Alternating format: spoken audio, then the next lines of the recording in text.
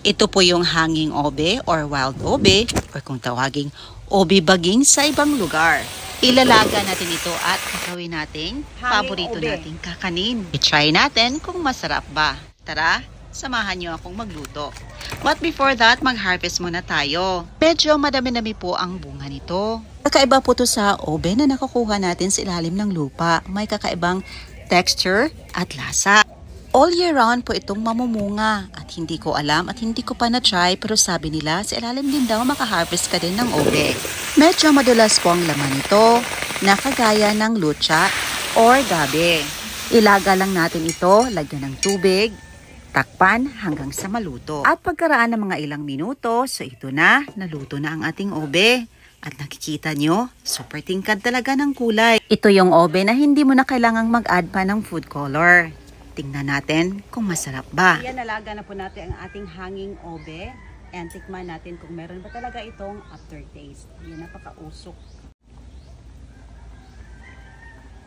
Wala naman, masarap. Masarap siya. Mas manamis-namis siya kaysa nung regular na obe na nasa lupa. Ayan, gawin natin siyang masarap na halaya. Meron pala siyang aftertaste sa dila. Meron. Pero manamis-namis na medyo may pait ng very light lang. Ayan, gawin na natin siyang masarap na kakanin. Dito hinahango na natin at ating i-mash ang ating nalutong obe. But before that, titigaan muna natin ang ating nakudkud na 2 pirasong niyog. So meron tayo ditong 2 pirasong kinudkud na niyog. So extract natin ang gata nito. Gagawa na tayo ng obe halaya. Tara! Mas masarap kasi sa obe halaya kung pure gata ang iyong gagamitin. At mas madaming gata, mas masarap, malinamnam, at mas creamy. Kung walang available, meron din namang gata na nasa pakete lang. Dito minamash na natin ang ating nalutong obe. Katapos mamash, i-add na natin ang 3 cups of coconut milk. First piga po ito. Mag-add ng 1 1/2 cups of brown sugar. Pwede ding white sugar. Ito na po ang namash natin na obe. Medyo malagkit po ito kung ikumpara natin sa regular obe na nasa ilalim ng lupa. Para sa akin, ito talaga ang the best na gagawing halaya. Dahil napakalagkit nito. Mag-add tayo ng 1 can, 390 grams condensed milk. Any kind of brand pwedeng gamitin, but ang ginamit ko dito is Dorina brand. Paghaluin lang natin ito until na ma-fully combine ang lahat ng mga ingredients.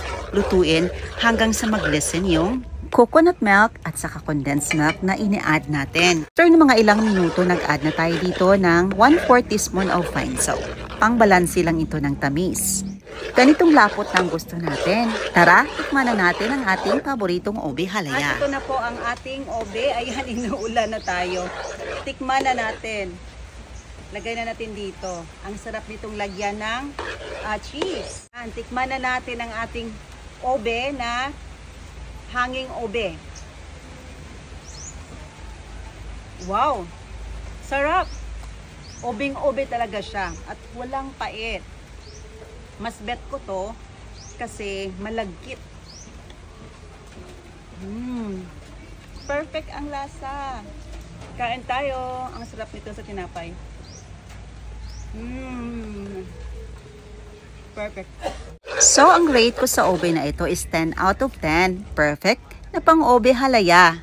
Lalong pinasarap pa sa cheese na nilagay natin. Kaya magtatanim na ako nito dahil makaka-harvest tayo all year round. Sabi pa ng asawa ko, napakasarap na obe halaya ang natikman niya. Pinaka-the best na obe halaya. Pick na ni wifey ang iyaha siya, guys. That's because we use wild obe. Look at this one, guys. Oh. Lami? Perfect. Wow. Ano? Nilagay na sa chiller. Perfect. Perfect. Sarap.